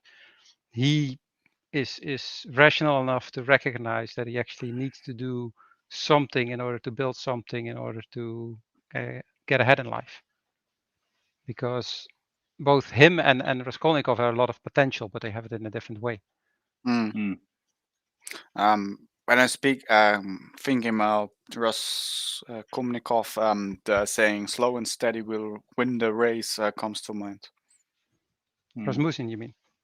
Ramusikin. Razumikin. Razumikin, yeah. Yeah. Whatever is right in the end effect. I don't know. But I assume yes. Yeah, and why he's so nice to Raskolnikov, kind of, there's lots of people that are very nice to. There's a lot of people in the book that are very nice to him and try and help him for some reason. Still not quite sure, because he's a dick to him most of the time, isn't he?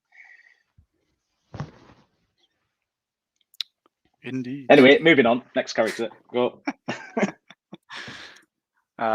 Zosimov is the doctor. He administers to Raskolnikov when he can't even remember this character. Barely. But when Raskolnikov has his breakdown, basically is ill because he murdered a woman or two women, and he's a friend to Razumikin. Yeah. Is there something to add about him, or can we skip in? Can't remember anything about him. Yeah, he's not somebody who has any arc. I think he's a bit of glue to make sure that that people like the mother and sister of Raskolnikov, that they don't stick around and that they actually go home, because he says, "Oh yeah, I'm a doctor and he'll be fine." And so he's more or less to push the plot ahead, instead of really being a source of conflict, or being somebody who really takes action that has any impact on his life. I mean, he's a doctor, a friend of his is ill, and he'd probably be a doctor next year. And from what I can gather from this book, the role of a doctor in this place and time is just basically to say, yeah, you've got this thing wrong with you, you're going to die, see you later. That's 15 rubles. Yeah. Or you might not die if you're lucky, but you probably will. See you later. Sounds a Yeah, little bit next. cynic. Well, no, it's kind of what they did, didn't it? I mean, there's that many people who seem to have consumption and things wrong with them in this book, and it's Yeah, but I think he never bottle- charges, does he? I don't know. He can't be a very good doctor then. He's not going to last long, is he? He must charge something. Yeah, that's true. Well, anyway, Next one. Sofia, Sonia Sonichika Zeminovna Sophia, that'll do. Yeah, okay. Yeah, she's Brandick talked about her a little bit. She's a prostitute that basically sells herself away or her body away so that her family can eat. She is the lover of Raskolnikov. She's the daughter of Marmeladov. Who's the And drunkard? yeah, we will come later to him. But yes, in Russian, it's Sophia. In English, it basically means wisdom, which is her surname, and her latter name is Marmelada, basically meaning marmalade or basically sugar or sweet, which is a nice description. Yeah. I say all those make a lot of sense. Yeah, and there's another term which is described of, I think, believing fool, something like that. Give me a moment. Which kind of also would make sense. I mean, she's one of the A few holy characters. Yeah, A holy that sounds fool. about- yeah. I'll say she's one of the few characters that has like actual reason to like Raskolnikov. Yeah. You know, like she's justified in her kind of like, you know, doting on him and, you know, kind of following him about. Unlike no other character, really. Mm. You know, from her point of view, you know, he helps her family, and you know, when her father gets killed, and then, you know, initially Raskolnikov's got no kind of, you know, ideas on her at all, has he? No, he hasn't. You know, he wants nothing from her, and doesn't really pay that much attention, and she's the one who kind of pursues him and, you know, helps him. She even compels him in the end effect to confess. Mm. But she also helps him through the suffrage of confessing, basically the hard, I think in the epilogue, isn't it?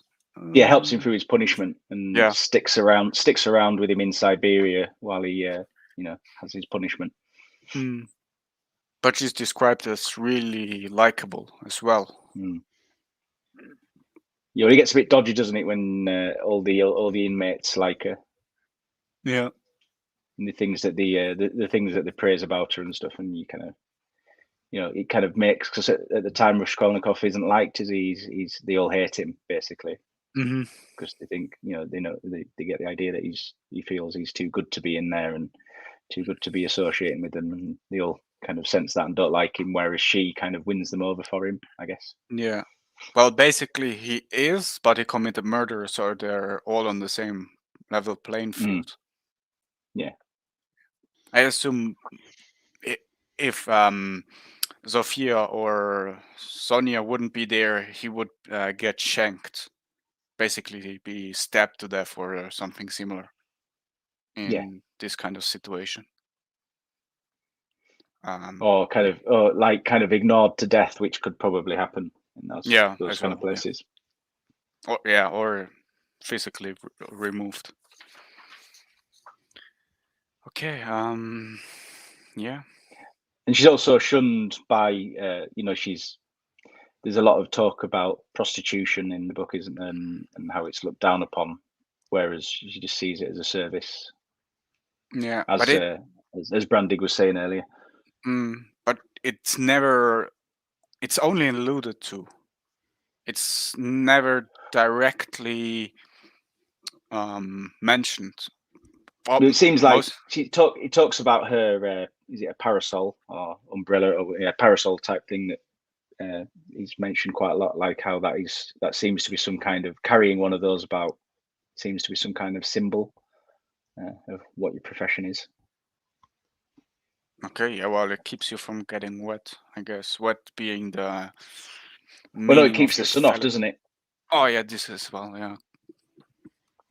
The kind of the way it describes it in there, it's not like it's not an umbrella. It's it's like leaving your red light on, I guess. No, okay, see what you mean. Yeah. Yeah, I was very struck about the scene where it's described the first time that Raskolnikov and Sonia stand together, and they're described as the murderer and prostitute. The first time it's really mentioned what both of them are, and which I don't know. And another part I really enjoyed is where they read Rising of Lazarus, which I do not completely understand in this context. Yeah, she reads to him, doesn't she? Is it from the Bible? Yeah, Well? Raising of Lazarus. I Yeah. think Luke 14, it is, something yeah. to that effect. Or 44, yeah, I don't know. Yeah, so yeah. But Yeah. she's one of the more likable characters, that's for sure. Yeah. Despite her being a prostitute, she's one of the redeeming characters in the book, which is quite odd, I guess. Could be a bit of a biblical thing going on. Indeed. On top of that, she doesn't have a lot of options to make money. So. Yeah, well, that's like a lot of thing with the women in this book. Other than the landlords, which presumably got there just because the husbands died, it's I guess it's just a sign of the time that all the women just kind of have to put up with these terrible men.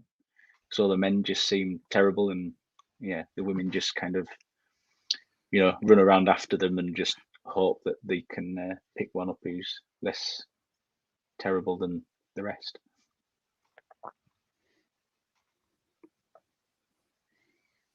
Yeah, well, I have it's like I wonder if that's like another sign of there being like a lack of men. I mean, I don't know what the ratio was back then, but with all the wars and things that there'd been, like if you watch something like that Babylon Berlin show, which is set in between the wars, it just seems like there's this gluttony, this excess of women, and that somehow drives the women to kind of do what they feel the men want, and kind of this kind of, I don't know, almost like degeneracy that it kind of brings forth. Just with having a lack of men, these women are almost like competing by not being particularly, competing on the downward spiral, not on the upward spiral. Yeah, like I mean, yeah, but and I suppose the men are to blame as well, because they're just it's the women feel like they need to do this in order to attract the men, but the kind of men they're going to attract aren't going to be the kind of men that you really want to attract.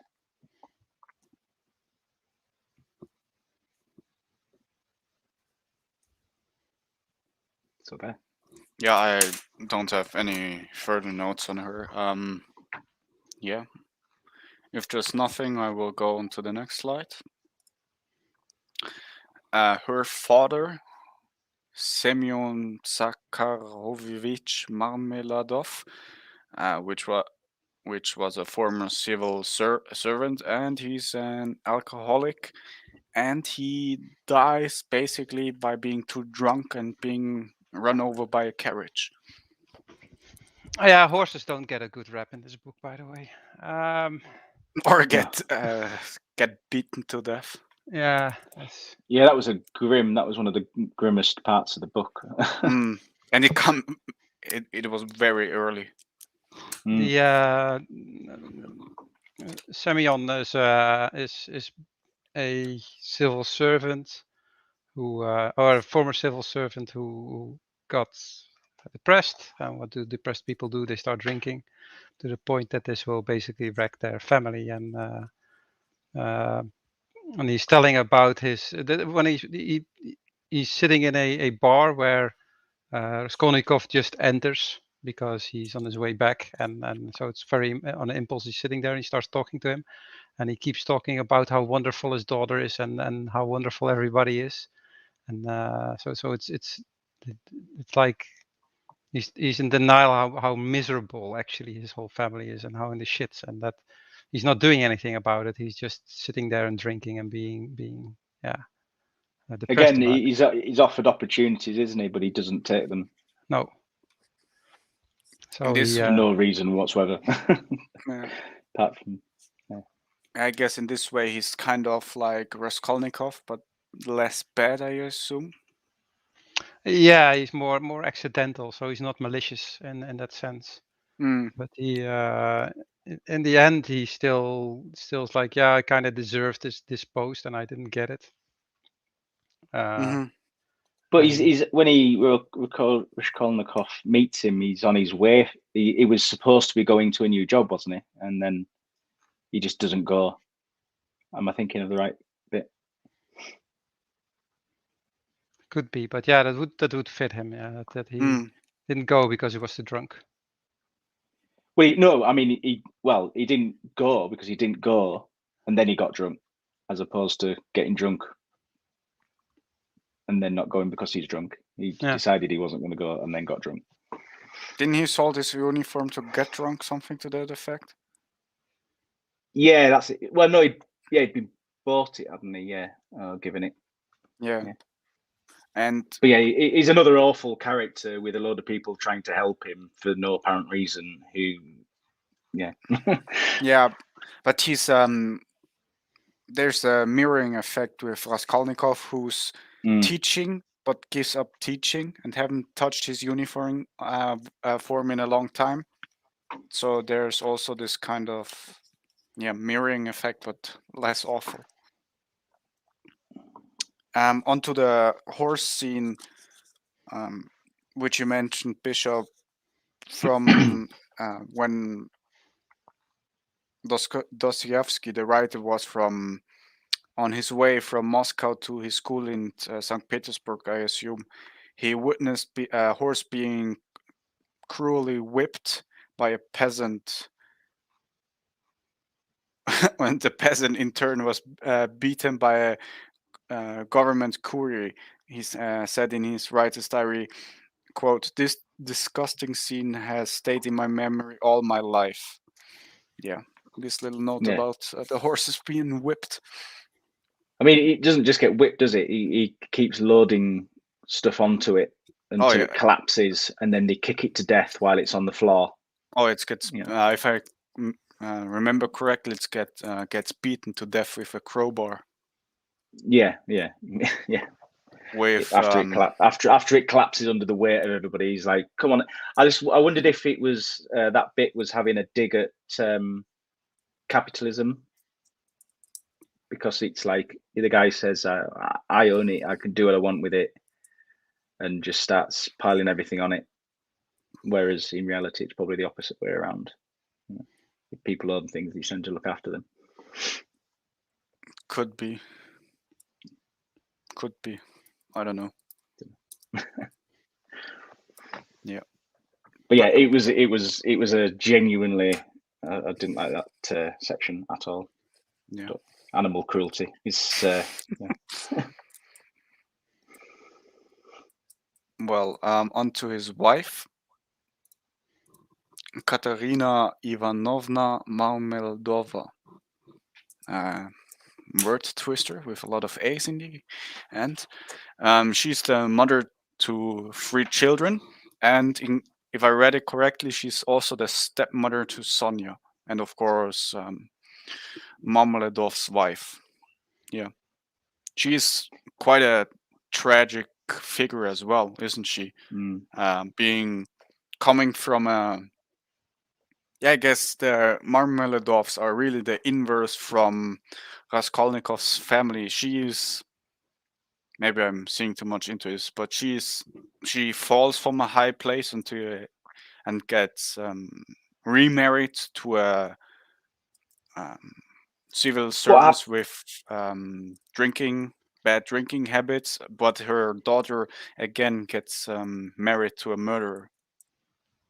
So basically, she what falls happened into. to her first? What happened to her first husband?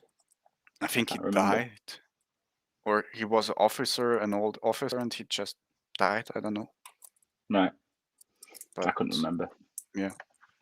But yeah, I mean, obviously she's kind of like damaged goods, I guess, or just in that kind of society, she's got to Mm. take what she can get, so she ends up with the drunkard. She has a certificate which proves that she's of a certain stature. That she and she's going to use that to start a school, which is a ridiculous plan. But then she constantly makes all these plans which are not realistic. So she keeps dreaming about something which might come. But at the same time, she's dying of consumption, coughing up blood, and then she dies at some point as well. Mm. Yeah, she goes insane and then she dies. Yes. Yeah. I mean, again, that bit, that section with the the children and stuff, and they're just going crazy in the street. Was it her German neighbor who kept on going about her dad and the statue, and that she was important, with the pockets in his hands? Poof poof. I can't remember.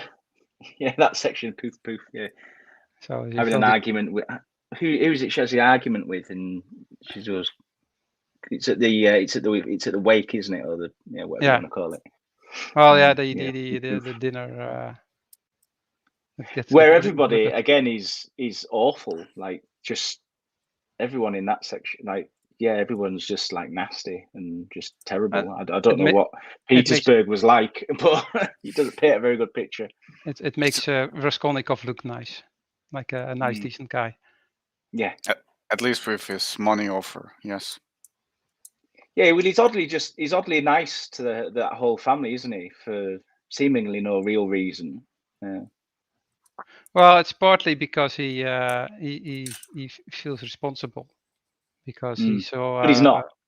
That's one of the things that he isn't responsible for. Is that family yet?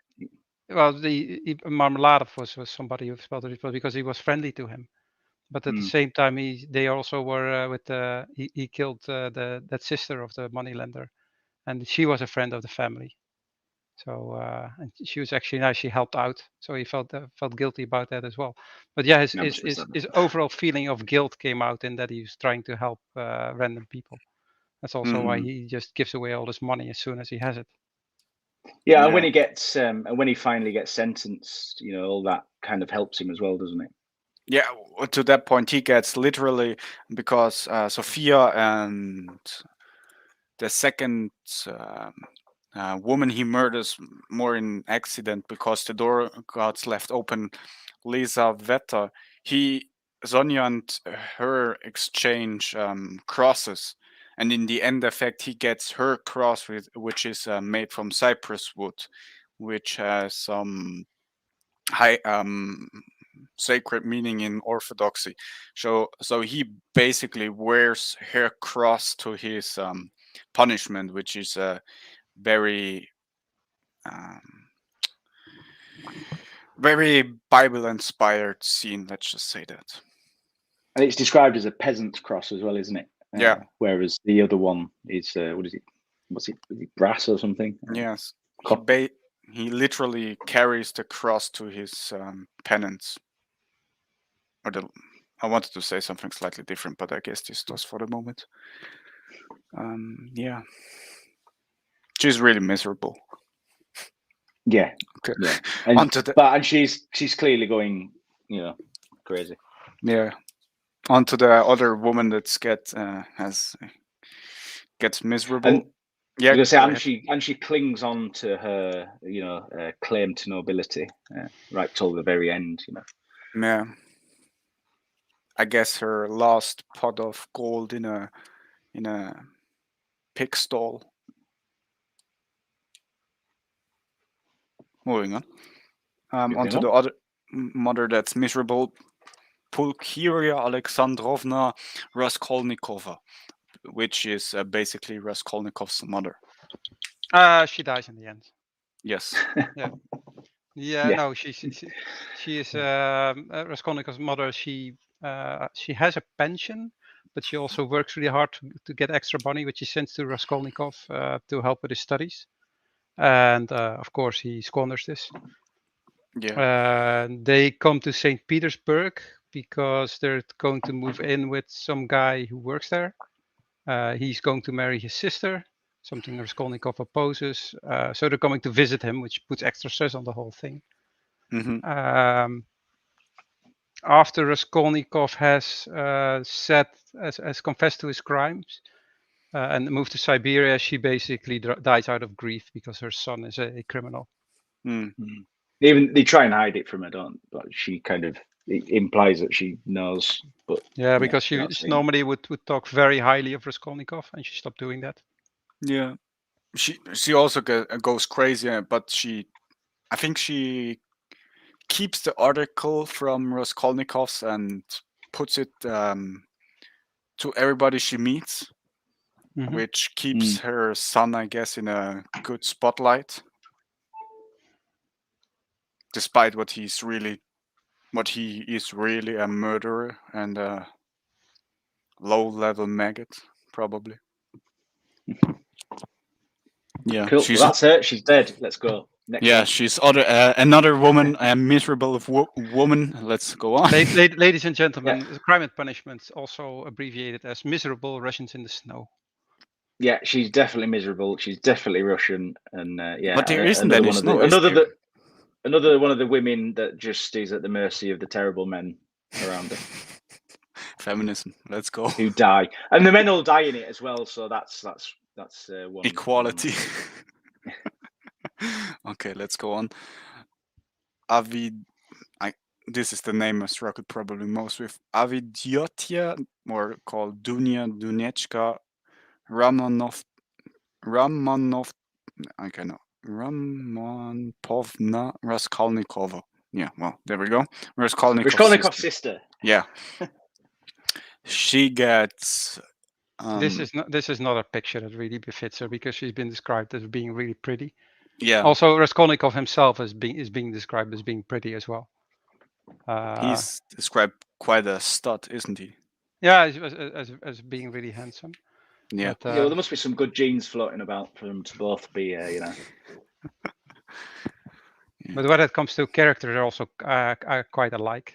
Yeah. She's basically the female version of Raskolnikov, of Rodion, and but yeah, she can't go, or she doesn't go to university, so her option is to marry somebody. She was employed at some family, but the lord of that household, the man of that household, was making advances towards her. That's something his wife didn't like, so she mysteriously died, his wife, and this kind of put her in a tough spot because she couldn't be really employed after that. So that was a big problem for her and her mother. Yeah, her how you call it? Good name got ruined. Yeah. Yeah. I guess in a weird effect, she is like a luring bait for a disgusting libertine, but in the end effect, it works well for her, despite being, well, not really being bait, but being dangled out there. Well, yeah. This woman is doesn't end miserable. She gets, I guess, something nice. Something else about her? The other character who I assume we're going to come to tries to ruin her, doesn't he? Yeah. And there's lots of things said around that, and I'm not quite sure which is true. Like his version of events, which he claims he can back up, but I don't know whether that really happens. You know, that she fancied him or was making inroads with him, and him claiming that wasn't the case, and then he kind of try and gives her a bad name in the town, doesn't he? Yeah. Well, first we will come to her prospected husband, Piotr Petrovich Lusin. he's a businessman and lawyer. Raskolnikov is offered to work for him in his law firm, successful law firm. He's just described as a libertine, and from Russian "lutsa" means something akin to puddle in English, which I I mean, he's one of guess. the biggest scum. He's one of, and I mean, this is saying something, but he's one of the biggest scumbags in the Oh book. yeah. He's. I mean, puddle is very fitting. If you step into it, all the mud and dirt is clings onto you, and you have to physically remove it. Which is very true. I think he tries to trick Sonia, or yeah, he tries to trick Sonia, and he Well, tried to. he tries to frame her, doesn't he? Yeah, frame her. Yeah, exactly is the right word. And he also tries to, as was said before, lure Dunya into marriage with him, which he luckily gets out of. He is somebody who really manipulates people with his money if he gets a chance. So that's something that he tries to do with Dunya. So she becomes dependent on him. He does not build relationships through mutual cooperation and respect. Yeah, He and tries to. libertine. Libertine's a good description of what he is as well. Well, on this note, all the quite rich people get described as libertine, and this was also quite how you call it, the subtext in Fifth Business, where all the rich people are libertine, I guess, to justify their way of being, but they're also quite disgusting. Well, there's nothing to hold them to account, right? I mean, they have enough money to not be bothered by society or buy some island and do the stuff they want to do there. Well, holy horses. Yeah, but I guess I get what you're meaning. And even he being a lawyer is maybe bending the law as much as he can to get away with it, or even turns around so you has to ignore it. Yeah, he's obviously a man who likes money and has never enough of it because it gives him power. Yeah. So I was just looking at my cheat sheet for him.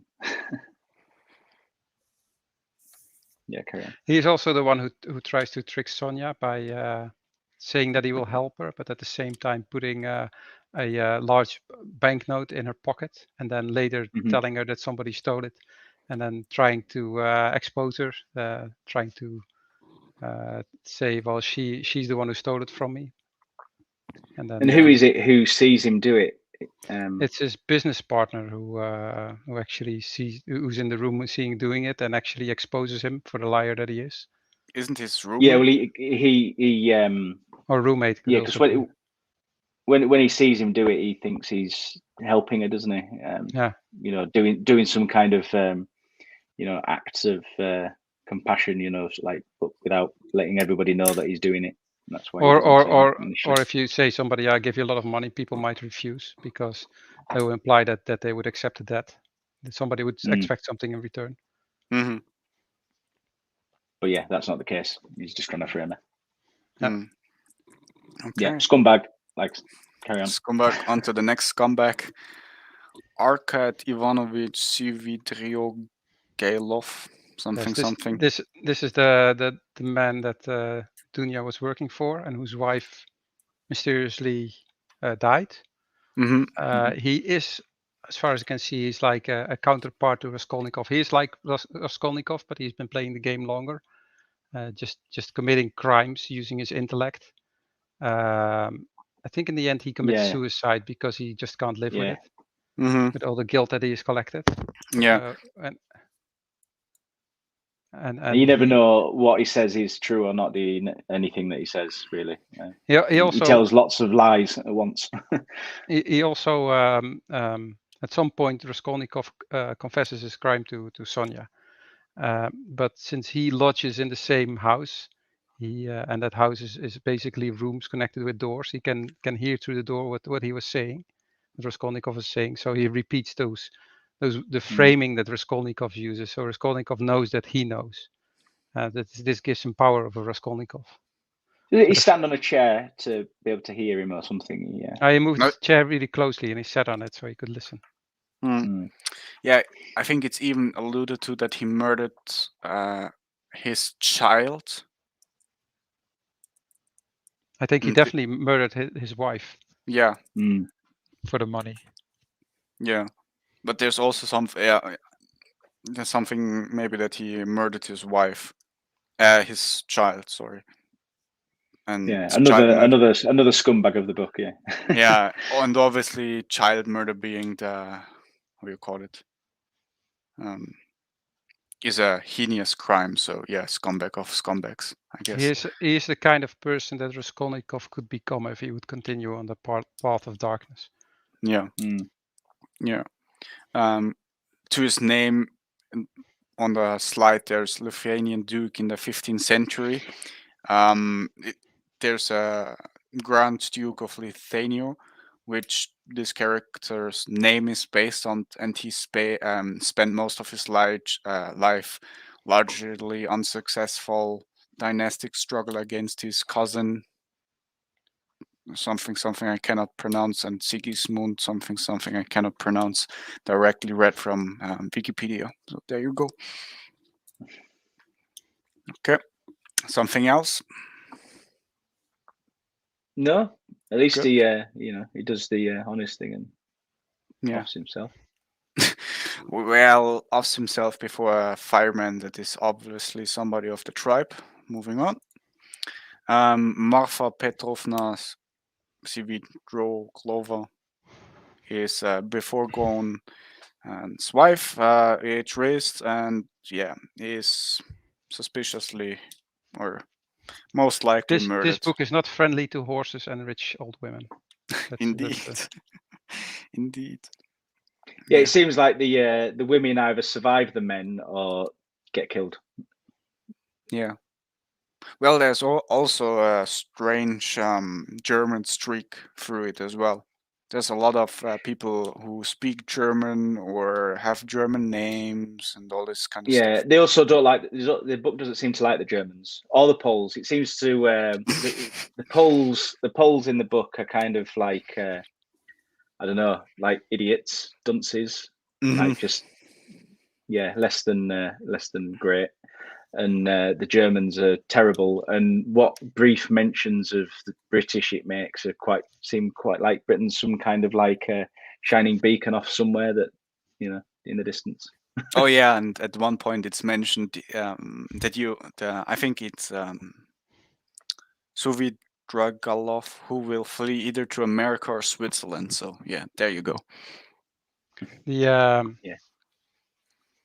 If you read War and Peace, the original one, then it's half in Russian, half in French, because the nobles would speak French and the regular people would speak Russian.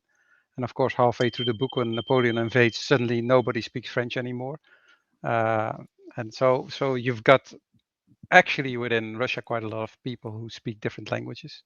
But yeah, it's no longer in this post Napoleonic age. It's no longer seen as something which you want to do. The Russian has become the most important language. So they kind of look down upon foreigners a bit more than they used to do before.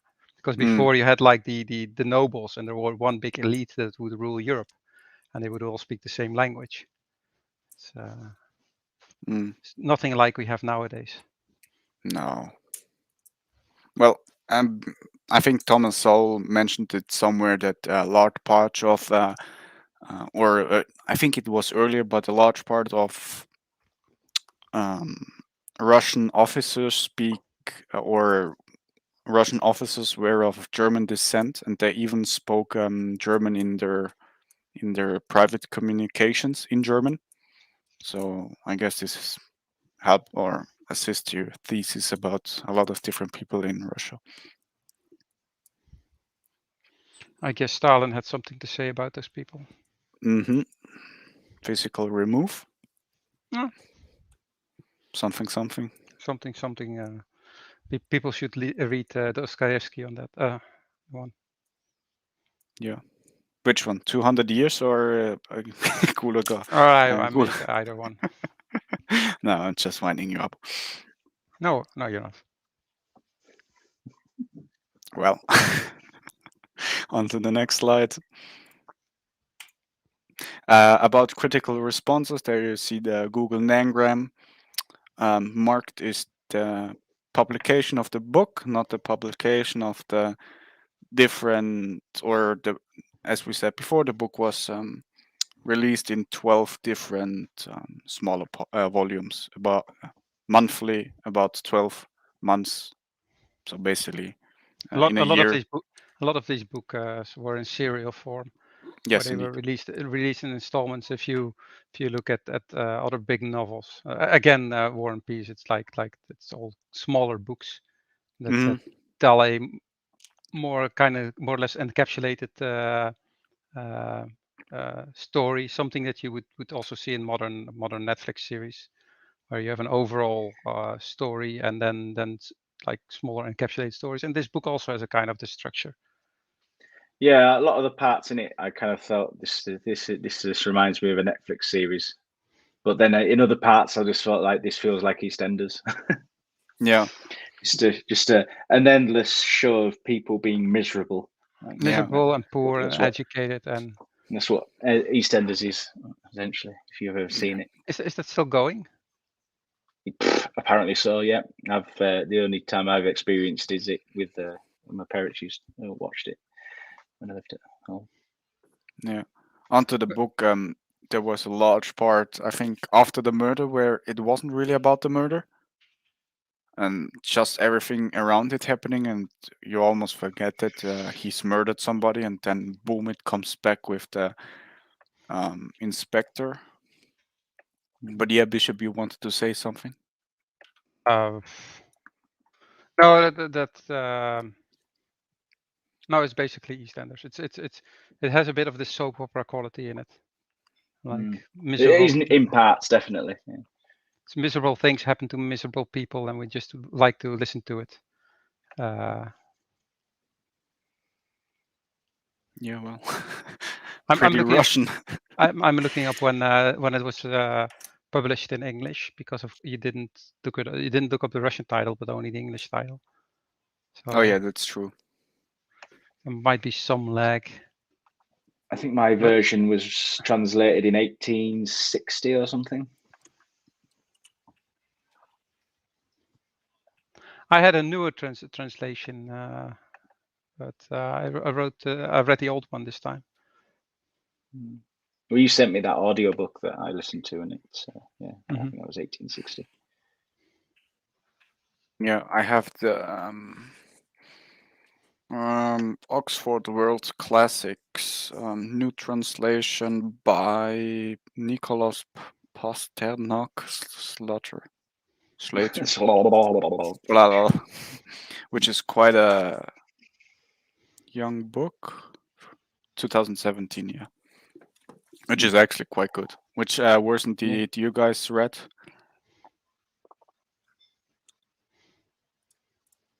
What's that? Sorry. Which what did you read the Penguin? I have to look it up. I bought a fairly recent translation of it, which is I think the sentences flow a bit better in that one. Okay. So it's to me the older translation feels a bit stiff. Yeah. Yeah, in mine, some of it was quite nice, and some of it was really not. I don't know whether it was just the way it was translated, but I don't know. It just seemed a bit lumpy in kind of the way it was written. In other parts, it was very flowing and quite poetic, but I guess it's lost in translation. Yeah, indeed. This is why I try to read it in its books in its original language, but I don't have the capability of that many languages. Yeah, that ain't gonna happen. But yeah, looking at that graph, Lango Up. Lango Up is good, yeah. See the housing crisis of 2008 is in there. Yeah. That's funny. Have a crime and punishment bubble. Yeah. Okay. Any closing remarks on the book on self? Did you enjoy it, Bishop? It's one of the things which I really enjoy, but I can't read it every year. So it's been nice that after a couple of years I've gotten back to it. But story-wise, it's basically a Columbo meets EastEnders meets crime scene investigation. Yeah, the crime bit of it is like one, film almost. The punishment bit is kind of another, and then everything in between is a soap opera, like a depressing Russian soap opera. Yeah. And then there's a few bits which are almost like a bit more abstract, like the bit with the horse and stuff. Which, I can't remember any other scenes which were like that. Or maybe the bit where Sonia's reading to him from the Bible. Yeah, I don't know. It just kind of feels a bit more kind of, abstract. Yeah, all in all, those are kind of the three bits. But it is an important lesson that talent alone doesn't justify in doing things. You need to still be a virtuous person. Talent alone doesn't have any virtue. Indeed. I say I know a lot of bedroom guitarists who feel like they probably should be doing that. And probably if they would just enjoy playing guitar and do it everywhere they were, then they'd probably be discovered like, oh. It's like the guys who would play guitar at their best friend's wedding, they'd probably get discovered more quickly than somebody who just plays in his bedroom. Yeah, I mean, pretty much everybody's got the ability to have a YouTube channel, haven't they? Nowadays it's even more open.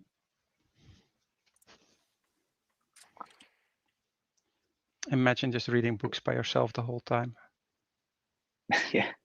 Well, this helps definitely. What's your occupation? I'm a famous book reader. Oh, you're the guy that read books. Oh yeah, we heard about you. Oh yeah, when is your next gig? Yeah, next week I have Wembley Stadium sold out. We should just live stream it. Live stream reading books. I'll be reading Sense and Sensibility, and it's just you sitting on a stool reading a book, not saying everything for like 5 hours. People looking at you captivatedly. That's not going to happen. Maybe if someone would watch it. Someone would watch it. Yeah, there is somebody who would watch it. Yeah, it'd be very. My dad used to read that book, something like that. Yeah. So next week in Wembley Stadium, what book are we doing? As you said, I just sharing the screen about the Russian stuff. Give me a second. And if the audiobook is over 24 hours, you can forget it. Very high criteria, I see. So we're 24. Nothing longer than Moby Dick, please. So we're not doing Atlas Shrugged then? No. I will torture you with German stuff. Do you mind if I read it in English instead of German? Because yeah, of course. But there you go. This is the Russian stuff. The data is only available for till 2009. What happened before 1920 in Russia?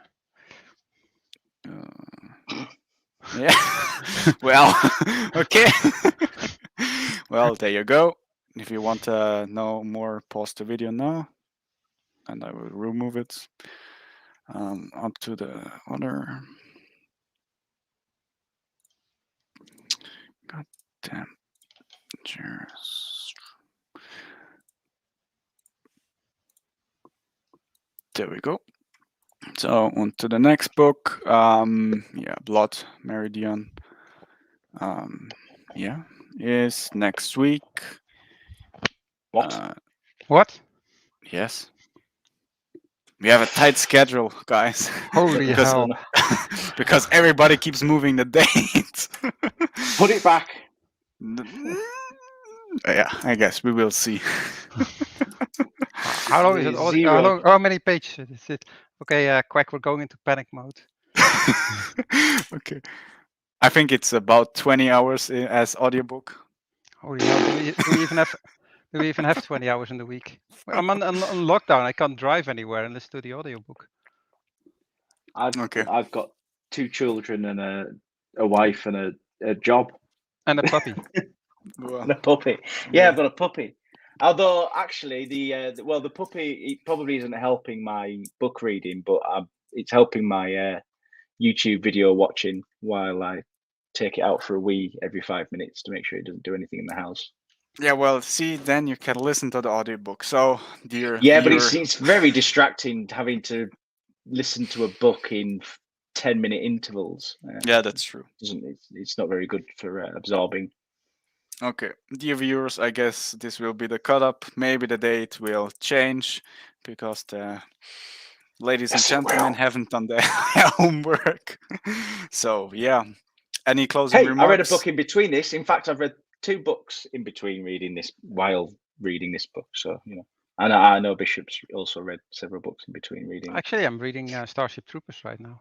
Yeah, see, there you Good go. book. See, I've already. It's one of the few books I've actually read. So, you know, outside Okay, of this good. book club, that is. I think it's almost on par with Dave the Triffids. Differently though, but yeah, it's just as entertaining. Okay, gentlemen, we will wrap up. Quackhouse, any closing remarks or anything you missed so far? Nope. I'm glad I read it, but I won't read it again anytime soon. Okay, Bishop, Maybe one day. any closing remarks or things you missed so far? The schedule, that's what I missed. Okay. Yeah, well, okay, good. Then, yeah, I have nothing else. I enjoyed this book thoroughly. Yeah, maybe learn Russian to read it in its original tongue, but otherwise, yeah. See you maybe next week. If not, you know why. Goodbye. Have a nice Bye. Sunday. Bye bye. Bye.